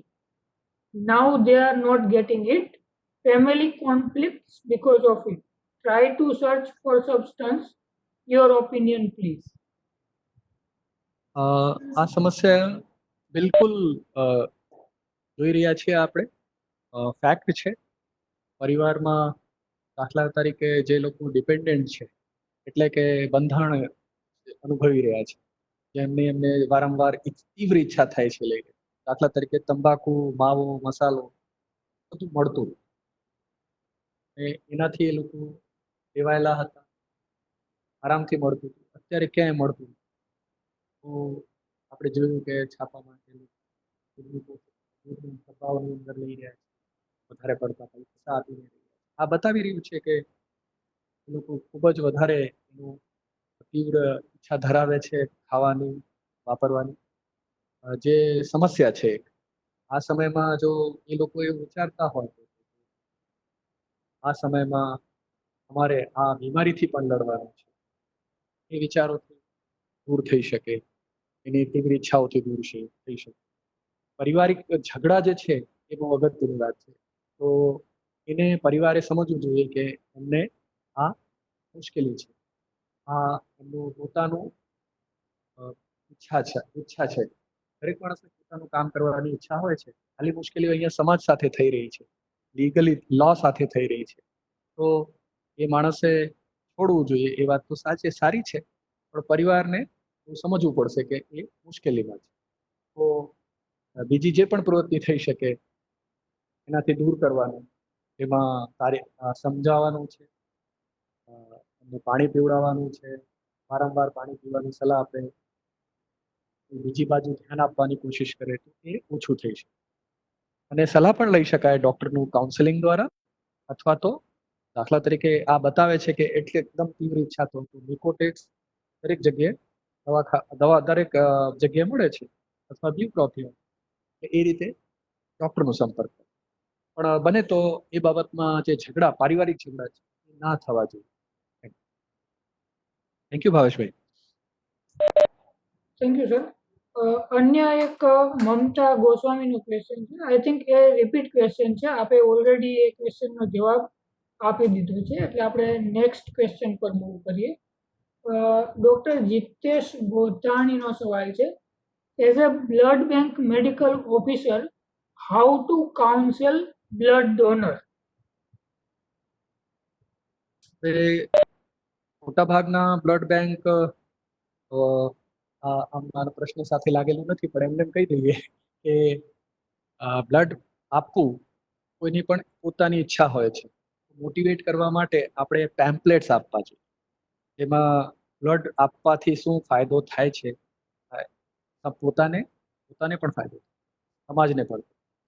તો એની જરૂરિયાત કેટલી, એ રીતનું પેમ્પલેટ્સ આપવા જોઈએ વાંચન. એવો મોકો પ્રોવાઈડ કરવો જોઈએ કે એ લોકો આ વસ્તુને સમજી શકે. એટલે એવી સામાજિક પ્રવૃત્તિઓ કરવી જોઈએ. એ રીતે પોતે એ લોકો વધારે કરે. આ એક વોલેન્ટરી એક્ટિવિટી છે, એટલે દરેક માણસને પોતે જ નક્કી કરવું પડશે. અને એ સૌથી સારું છે, અને દિવસે દિવસે વધી જ શકે. એટલે ના પાડતા હોય એનું કારણ જો આપણને ખબર હોય તો આપણે એમાં સલાહ આપી શકીએ. દાખલા તરીકે મને બીક હોય કે મારું લોહી આપી દઈશ તો તમને કોઈ બીમારી થઈ જશે, દાખલા તરીકે, તો સમજી શકાય. જો ના હોય એવું બહુ રેરલી હોય છે, પણ મોટાભાગના લોકોને આપણા સમાજમાં ડર હોય કે લોહી આપવાથી મારા શરીરમાં લોહી ઓછું થઈ જશે અને ફરીથી મને કોઈ લોહી આપશે નહીં, એટલે એ જાતની ચિંતાઓ હોય. તો લોહી કેમ બને છે એ પ્રોસેસ આખું સમજાવવું શરીર, અને એ બાબતમાં સાયન્ટિફિક માહિતી આપવી જોઈએ. ઇન્ફોર્મેશન અને નોલેજ એ મદદ કરે છે, પણ જે ઇમોશનલ સમજણ છે એ સૌથી અગત્યનું છે. કાઉન્સેલર મિત્રોને વિનંતી છે કે સેશનના રિલેવન્ટ જે ક્વેશ્ચન હોય એ પૂછવા વિનંતી, કારણ કે અમુક ક્વેશ્ચન છે એ આપણે બીજા વેબિનારમાં પણ લીધેલા છે. જેમ કે આપનો જે પ્રશ્ન અહીંયા આવેલ છે નિકિતા પટેલનો, એ ઇન્ફેક્શન પ્રિવેન્શનને લગતો છે, તો એ આપણે એ વેબિનારમાં એડ્રેસ કરશું. અન્ય એક પ્રશ્ન છે પ્રવીણ પ્રજાપતિનો, કે વૃદ્ધ આશ્રમમાં ઘણા વૃદ્ધો એક સાથે રહે છે, તો આવા આશ્રમમાં શું વિશેષ કાળજી લેવી જોઈએ? એટલે વૃદ્ધ લોકો નાની જગ્યામાં રહેતા હોય, સામાન્ય રીતે જો બહારથી ચેપ ના આવે એ રીતે પણ પ્રયાસ કરવો જોઈએ અંદર. દાખલા તરીકે જે ત્યાંના સર્વિસ પ્રોવાઈડર છે એ લોકો ધ્યાન રાખતા હોય, શાકભાજી વાળા છે, રસોઈ બનાવવા જે બહુ જ જરૂરી છે, દૂધ વાળા છે, અથવા એવી કોઈ પણ વસ્તુ વાળા, એ જગ્યાએ જો એ પોતાનો હાથ ધોતા હોય, સામાન આવતું હોય એની કાળજી રાખતા હોય, અને એમાંથી થવાની શક્યતા ખૂબ જ ઓછી હોય છે. પોતે એ લોકો દૂર રહે એકબીજાથી, ઓછામાં ઓછા 1 મીટરનું ગેપ રાખે. જ્યારે પણ બહાર જાય હાથ ધોવે, સારી રીતે સાબુથી, આલ્કોહોલ કે બેઝ સેનિટાઈઝરથી. જ્યારે પણ બહાર જાય તો માસ્કનો ઉપયોગ કરે અને એક ફિઝિકલ ડિસ્ટન્સ રાખે. ત્યાં પણ હશે આ વાયરસનું બહુ લાંબુ જીવન નથી આ વાયરસ, પણ જો એ બીજામાં પહોંચશે, શરદી ઉધરસ ખાતા વખતે આપણે રૂમાલ રાખવું, માસ્ક પહેરવું, આપણે થયું આ રીતે આપણે ડિસ્ટન્સ રાખીને આ રીતે રહી શકીએ. એક ક્લોઝ સ્પેસ છે એટલે એક જણને થશે એટલે બીજાને થવાની શક્યતા વધે છે, એ ભય છે આપણું. પણ બધા લોકો જો જવાબદારીથી આ સામાજિક જવાબદારીનો નિર્વાહ કરશે તો આમાંથી બહાર આવી શકાશે. પોતાનું ઇમ્યુનિટી પણ સાચું, કેમ કે પોતે સારી રીતે સૂવે, સમયસર જાગે, જમે બરોબર ટાઈમસર. વૃદ્ધોમાં હાઇડ્રેશન બહુ જરૂરી છે, થોડુંક તડકો લે એટલે ઇમ્યુનિટી પણ વધારે, તો વાયરસથી દૂર રહી શકાશે અથવા સામનો કરી શકાશે. અન્ય એક પ્રશ્ન છે, હિતેશ પોપટાણી પૂછે છે કે કહેવાય છે કે વૃદ્ધ લોકોનું વર્તન નાના બાળકો જેવું થઈ જાય છે, તો શું આ કોરોના મહામારીમાં જો એ લોકો આપણી વાત માનતા ના હોય તો આપણે એમને શું કહેવું જોઈએ? કારણ કે તે આપણાથી મોટી ઉંમરના છે, એટલે આપણે વધારે પણ કહી ના શકીએ, પણ એમને કઈ રીતે સમજાવી શકીએ? બહુ જ સારી સમજણ છે આ પ્રશ્ન પૂછવાવાળાની, કે આપણે ઇવન જ્યારે ખરેખર જો એ નાની ઉંમરના જેવું વર્તન કરતા હશે તો પણ એ મોટી ઉંમરના, તો એટલી સમજણ તો વૃદ્ધને પડે જ છે કે એ મોટી ઉંમરના છે. પણ નાની ઉંમરનું વર્તન કરતા હોય ત્યારે એ એક તો બહુ જ વધારે પડતા ચિંતામાં હોય છે, ખૂબ જ વધારે પડતી ચિંતા, બીમારીનું પેન્ડેમિકનું ભય ખૂબ જ વધારે હોય છે. બીજી વસ્તુ છે કે આપણે એવું કહી શકીએ કે બીમારીમાં વાત કરીએ વૃદ્ધ લોકો, એલ્ઝાઇમર્સ ડિમેન્શિયા અથવા તો બીજા કોઈ ડિમેન્શિયા, એટલે કે સ્મૃતિભ્રંશ, એ સમયમાં પણ આવું બાળક જેવું વર્તન જોવા મળે છે. પણ જેને જીદ કહીએ છીએ આપણે ઘણી વખત સારી સમજણ હોય તો વ્યવસ્થિત રીતે કહેવામાં આવે, એમને સિમ્પલ ભાષામાં કહેવામાં આવે, શું ફાયદો થશે, એક વાત નુકસાન થશે એ લોકોને સમજાવવામાં આવે. મોટાભાગના લોકો મદદ કરી શકશે. ઘણી વખત એ જીદ સારી પણ હોય છે એ લોકોની. અપવાદ રૂપે કહું છું કે એક વૃદ્ધ લોકોએ ના પાડી દીધી કે મને વેન્ટિલેટર ના આપો, મારા બીજા કોઈ યંગ લોકો છે એમને આપો, એને ચાન્સ મળે જીવવાનો. હું તો 90 વર્ષનો થઈ ગયો છું. એટલે જીત મોટા ભાગે ઓછી જોવા મળશે, મળી શકે. એટલે આ લોકો પોતાના ઘરમાંથી નહીં જવા માંગતા, દાખલ થવા નહીં માંગતા, એટલે આવી જીદ હોઈ શકે. તો ઘરની બહાર જવાની જીદ કરશે ત્યારે સમજણ નહીં કે એ વારંવાર ભૂલી જશે કે મારે બહાર ના જવું. તો પેન્ડેમિકની બાબતમાં બોર્ડ માર્યું હોય તો એ દેખાશે, લખેલું હશે કે ચેપનો સમય ચાલી રહ્યો છે, માસ્ક પહેરવું, હાથ ધોવું, એ બધી બહુ સિમ્પલ ભાષામાં લખે.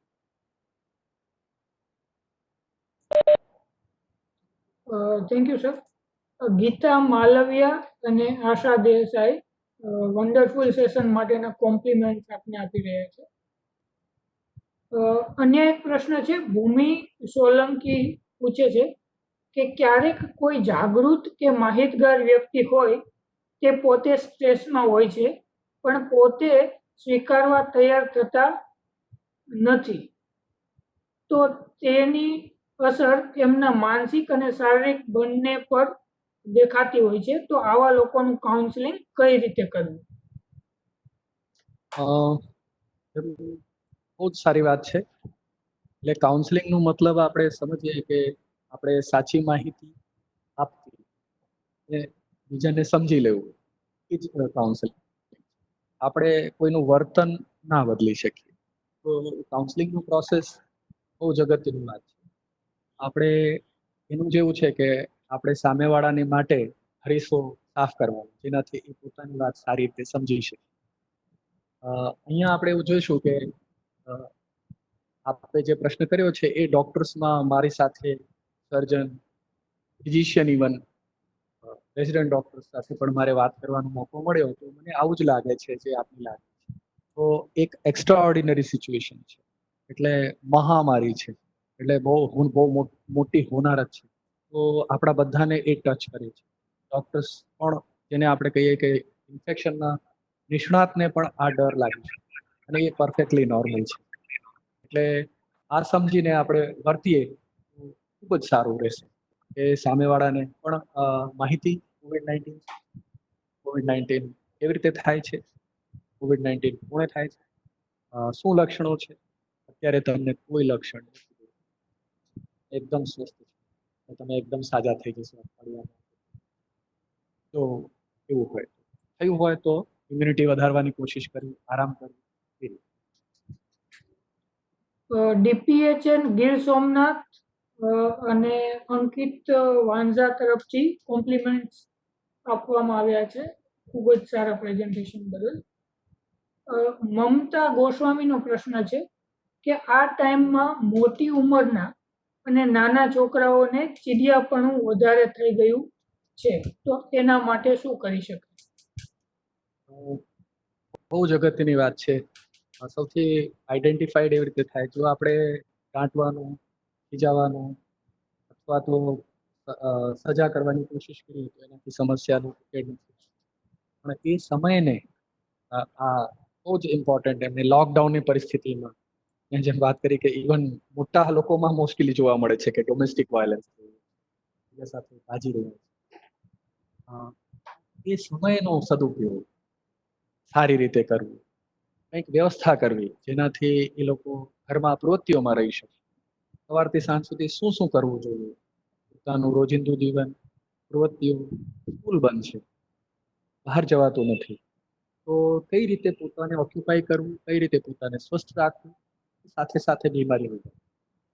એટલે 3 વસ્તુ આપણને હેરાન કરે. આપણું કામ કરવું પણ એક સારવાર છે. હું એમ કહું છું, દરેક માણસ પોતે કામ કરતો હોય એની તબિયત ખૂબ જ સ્વસ્થ. આપણે પોતાનું રોજિંદુ કરી લઈએ, સાથે સાથે આપણે અ, એવી પ્રવૃત્તિઓ જેનાથી ખુશી મળતી હોય છે. નાના બાળકો માટે રમવાનું ઘરની અંદર ઇન્ડોર ગેમ્સ, જો ફળીઓ હોય તો બીજી આઉટડોર ગેમ્સ નાની નાની કરી શકાય. આજના જમાનામાં ટેકનોલોજી એટલી જબરદસ્ત છે એનું પૂરેપૂરું ઉપયોગ. એ જ રીતે વૃદ્ધ લોકો સાથે પણ એનું જો આપણે સાંભળીએ, એને આપણે સાંભળી શકીએ તો એ જ કાઉન્સિલિંગ છે. ખાલી સાંભળવાથી આપણી ઘણી મુશ્કેલીઓ થઈ શકશે. અને એમને પ્રવૃત્તિઓમાં એન્ગેજ કરવું. દાખલા તરીકે મારા ફાધર મારી સાથે રહે છે તો હું એમ કહું કે મારા બીજા ભાઈ સાથે વાત કરી લઉં અથવા બેન સાથે વાત કરી લઉં. પ્રવૃત્તિઓ એ સંપર્ક દરેક બાબતમાં, ઊંઘ બાબતમાં ધ્યાન રાખવું. તો એની રોજિંદું જીવન જેટલું સારું હશે, એની પ્રવૃત્તિઓ જેટલી સારી હશે, ઊંઘ સારી થશે, તો બીમારીના વિશે સારી માહિતી હશે, ડર ઓછો થશે અને આ મુશ્કેલી ઓછી થશે. એટલે ઓલરાઉન્ડ એપ્રોચ વધારે સક્સેસફુલ થશે. Thank you sir. સુચિત ચૌહાણનો પ્રશ્ન છે કે મોસ્ટલી એલ્ડરલી પીપલમાં કોઈ પણ એડિક્શન સાથે જોડાયા હોય છે, લાઈક ટોબેકો, બીડી, સિગારેટ. તો લોકડાઉનના પીરિયડમાં આવા એડિક્શન ધરાવતા એલ્ડરલી પીપલનું કાઉન્સેલિંગ કઈ રીતે કરી શકે?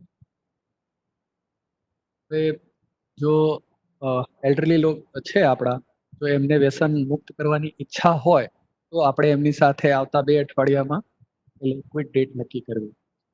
એટલે કે કઈ તારીખે આપણે છોડવા માંગીએ છીએ. તો એ હા પાડે તો એમની સંપર્ક એમની તારીખ પ્રમાણે એમને કહેવાનું કે એ બધા પોતાના સગાને કહી દે કે હું આ તારીખથી છોડવા માંગુ છું. એ બધું વ્યસનને લગતી માહિતી એમને વધારે સારી રીતે આપવી જોઈએ કે વ્યસનથી શું નુકસાન થઈ રહ્યું છે, વ્યસન ક્યારે કરતા હોય છે, એ સમયનું આપણે જાણવું જોઈએ. કે દાખલા તરીકે ઘણા લોકો ચા પીવા સાથે, તો એનું એ સમયમાં શું ધ્યાન રાખવું, ડિસ્ટ્રેક્ટ થવું જોઈએ. દાખલા તરીકે તંબાકુ છે તો પાણી વધારે પીવું. જ્યારે પણ તલબ લાગે પેટ ભરીને પાણી પી લેવું. જ્યારે પણ તલબ લાગે તો આપણે કોઈ શારીરિક પ્રવૃત્તિ કરવી. પોતાને સજેશન્સ આપવાનું દરરોજ સવારે બપોરે સાંજે કે આ વ્યસન મુક્ત કરવાથી મને શું શું ફાયદો થઈ રહ્યો છે, થવાનો છે. જો તીવ્રતા ઓછી થતી જાય વ્યસનની તો આપણે બીજી પ્રવૃત્તિઓ પણ કરી શકીએ. દાખલા તરીકે બહુ જરૂર લાગે તો ડોક્ટર પાસે જવું, અથવા તો જેમ આપણી વાત થઈ કે નિકોટેક્સ અથવા એવી સારવાર, નિકોટિન રિપ્લેસમેન્ટ સારવાર લેવી, અથવા દવાઓનો એવી પ્રોબ્લેમ એવી રીતે લેવી. અનિલ ઠાકરે અને સ્નેહલ મેકવાન તરફથી સારા સેશન બદલ કોમ્પ્લિમેન્ટ્સ આપી રહ્યા છે સર. દેસાઈ વર્ષા પૂછી રહ્યા છે કે વૃદ્ધ વ્યક્તિ હોય એ માનસિક રીતે બીમાર હોય તો એમને COVID-19 વિશે કેવી રીતે જાગૃત કરી શકાય કે કાઉન્સેલિંગ સારી રીતે કરી શકાય? એટલે આપણે કાઉન્સેલિંગના મુદ્દાઓ ધ્યાન રાખીને સૌથી અગત્યનું છે, આપણે વ્યક્તિ વિરુદ્ધ હોય કે માનસિક હોય તો એનાથી આપણે એવું સમજણ પડે કે આપણે બહુ જ સિમ્પલ ભાષામાં એમને બીમારીને લગતી માહિતી આપવી.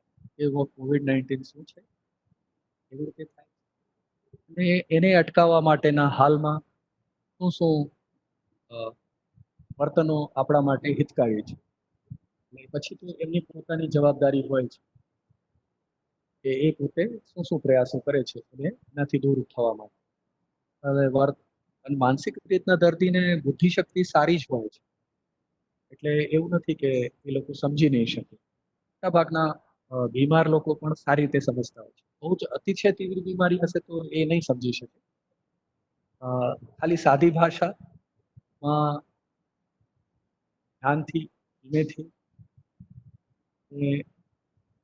કદાચ એક બે વાર રિપીટ કરવું પડે એવું પણ બને તો એ માહિતી એમના સુધી પહોંચશે, એ સમજી જ જશે. આ પ્રશ્ન વિશે કદાચ આપણે કાલે પણ ડોક્ટર મીનાક્ષી મેડમે આપણને ડિટેલમાં દિવ્યાંગજનનું કાઉન્સેલિંગ કઈ રીતે કરવું એના વિશે માહિતી આપેલી. તો જો આપ ગઈકાલના સેશનમાં ગેરહાજર હોય તો આપને એ વિડીયો જોવા માટે વિનંતી. તો અન્ય એક પ્રશ્ન છે મહેશ કુમાર ઝાલાનો કે બાળકો ઘણીવાર એકની એક પ્રવૃત્તિઓ વારંવાર કરવી જેવું કે ટીવીમાં આખો દિવસ કાર્ટૂન જોયા કરવું વગેરે, તો તેને કઈ રીતે ઓછું કરાવી શકાય? કાર્ટૂન નેટવર્ક જોવું ટીવીમાં એ આપણે માટે એક બહુ મોટી સમસ્યા થઈ જાય છે જ્યારે બાળક બહુ જ નાનું હોય છે. એક આપણી ટેવ પડી ગઈ છે, એની શક્યતા બહુ વધારે છે. બીજી કોઈ પ્રવૃત્તિઓ બાળકો સાથે કરવી, દાખલા તરીકે પછી પરિવારને સમય આપવો, હાલમાં સંજોગોમાં બહુ મુશ્કેલી છે કે બહાર ના જઈ શકે. લાલ, સાપ સીડી, લૂડો, કેરમ, એવી બધી રમત, એ રીતે પ્રવૃત્તિઓ લેવી જોઈએ. બાળકોને એક એવી ટેવ પાડવી કરે કે એ પ્રવૃત્તિઓ કરી શકે ટીવી સિવાય. જો પરિવાર આખું સાથે કરતું હશે તો ધીમે ધીમે આપણે કેળવવું પડે, લાંબા ગાળે થઈ શકે. અને એટલે કાર્ટૂન નેટવર્ક આપણે જોઈએ છે કે ધીમે ધીમે એક એડિક્શન પણ થઈ જાય છે. બહુ જ લાંબુ ચાલતું હોય, વધારે સમય સુધી જોવાતું હોય, નાનો બાળકો માટે હિતાવહ નથી. એટલે આપણે નાનપણથી જ બાળકને જો એક્સપોઝર ઓછું કરીએ તો એ સમસ્યાનું કેળાવી શકીએ. મોટો થયા પછી પ્રવૃત્તિઓમાં બીજી બાજુ લઈ જવાનું જરૂરી છે. Thank you sir. અન્ય એક વાઢેર કિરણ પૂછે છે કે ઘરમાં વડીલોને સતત એક ડર રહ્યા કરે છે કે હું બહારથી આવું છું અને મારા કારણે ભય રહેતો હોય છે, તો એનું કાઉન્સેલિંગ કેમ કરવું? એ વડીલની પરિવાર માટે પ્રેમની લાગણી છે, એટલે એમને ડર રહે છે કે એ ઇન્ફેક્શન આપશે. એટલે એ ડર ઓછું કરવા માટે એમને હાથ બહારથી આવતા પહેલા હાથ ધોઈ લેવું, સારી રીતે મોઢું ધોઈ લેવું, હાથ પગ લૂછી નાખવા. એટલે માસ્ક પહેર્યું હોય તો એ ડિસ્કાર્ડ કરી દેવું. આ બહુ સિમ્પલ પ્રવૃત્તિઓથી જે ઇન્ફેક્શન ઘરમાં લાવવાનું છે એ ઓછું થઈ જાય છે, જે એક ફેક્ટ છે. બીજું, જો સતત એવા વિચાર આવતા હોય તો પોતાના ફ્રેમવર્ક કે ના, મારું પરિવાર સારું છે, સ્વસ્થ રહેશે, આ વિચાર બરોબર નથી, હાથ ધોઈ નાખી, એ રીતે વિચારોને બદલવાનો પણ પ્રયાસ કરવો જોઈએ. Thank you sir. લગભગ ક્વેશ્ચન આપણે લઈ લીધા છે. હવે એક ડોક્ટર રાજેશ ગોપાલ સરની કોમેન્ટ આવેલી છે. Heartiest congratulations and thanks to Dr. Deepak Tiwari for an excellent and enlightening session. We shall share the presentation by Sri Deepak Tiwari also with all the participants through the SIHFW. તો sure sir, આપનું presentation અમને મોકલી આપશો તો અમે અહીંયાથી councillor જોડે share કરી શકીશું. જરૂર, થેન્ક યુ સો મચ. આપને બહુ સારી રીતે હેલ્પ કરી છે, અને ગોપાલ સરને પણ મારું નમસ્તે, અને ખૂબ સારા શબ્દોમાં મારું હૌસલા અફઝાઈ કરી છે. Thank you so much. અને બધા લોકો પ્રશ્નો પૂછ્યા છે અને સારી કમેન્ટ કરી છે, એના માટે હું ખૂબ ખૂબ આભારી છું. હું મારા ટીચર્સને પણ યાદ કરું છું, જેમને મને આ રેફરન્સીસ છે મારા એ. Thank you. Sir, any final comments from Dr. Rajesh Gopal sir about the session?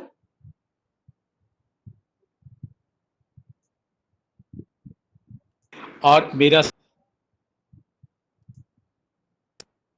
जितनी हमको माहिती मिल रही है, सलाह सूचन, उसको हम लोग एक फोल्डर में एक जगह भेगा कर लें અને પોતપોતાની સુવિધા અનુસાર આ ઉપર વાંચો, સાંભળો અને આ ઉપર વિચાર મંથન કરો, क्योंकि बहुत ही इंपॉर्टेंट चीज है जो हमारी डे टू डे लाइफ में हमारे परिवार, समाज और बाकी सभी लोगों को इसको हम लोग बेनिफिट कर सकते हैं. केवल एक काउंसलर की तरह नहीं, हम एक भाई की तरह, एक बहन की तरह, एक पत्नी की तरह भी बहुत कुछ कर सकते हैं इस सब माहिती को लेके आगे बढ़ के. और मैं एक चीज और बताना चाहूंगा, आप लोगों को शायद पता होगा कि दीक्षा प्लेटफॉर्म बनाया भारत सरकार ने, जिसको कि हमारे SIHFW के साथ में भी कुछ गुजराती की तालीम को उसमें अपलोड किया गया है. उसमें साइको सोशल केयर के भी कुछ कोर्सेज हैं, स्पेशली चिल्ड्रन के लिए, कुछ एल्डरली लोगों के लिए. उनका भी लिंक हम आपके साथ में शेयर करेंगे ईमेल के थ्रू, या अगर पॉसिबल होगा तो किसी दूसरे प्लेटफॉर्म पे, जिससे कि जो हमारे पास में समय है उसका अच्छा सदुपयोग करके हम इस कोविड-19 की जो परिस्थिति है इसके साथ में पूरी सक्षमता, पूरे विश्वास और निष्ठा के साथ उसके सामने हम लोग एक लड़ाई रख सकें, जिससे कि एक अच्छी तरह से उसका प्रॉपर रेजोल्यूशन हो और कम से कम नुकसान, कम से कम तकलीफ और समाज में कम से कम उथल पुथल मचाए हुए हम लोग एक मानसिक और शारीरिक रूप से पूरी तरह स्वस्थ रह सके। तो आप सभी को बहुत बहुत शुभकामनाएं। हम लोग फिर सोमवार को 11:30 बजे मिलेंगे। Thank you so much. Thank you, sir, for encouraging all the participants. And thank you very much, Dr. Deepak Tiwari, sir, for giving us such an excellent presentation. અને આપે ખૂબ જ શાંતિથી અને સરળતાથી દરેક પ્રશ્નના જવાબ પણ આપ્યા, એ બદલ આપનો ખૂબ ખૂબ આભાર. એ સાથે સાથે તમામ કાઉન્સિલરનો પણ આભાર કે સેશનને ઇન્ટરેક્ટિવ બનાવવા બદલ. અને આજનો આપણો સેશન આપણે અહીંયા પૂરો કરીએ છીએ. આ સાથે સાથે ડૉક્ટર રાજેશ ગોપાલ સરે કીધું એ જ રીતે સોમવારે આપણું લાસ્ટ સેશન છે કે જે psychological support four migrant population એના પર લેવામાં આવશે ડૉક્ટર રીતંબરા મહેતા દ્વારા. તો આપણે સોમવારે 11:30 ફરીથી મળીશું. ત્યાં સુધી stay safe, stay healthy. Thank you. Thank you so much.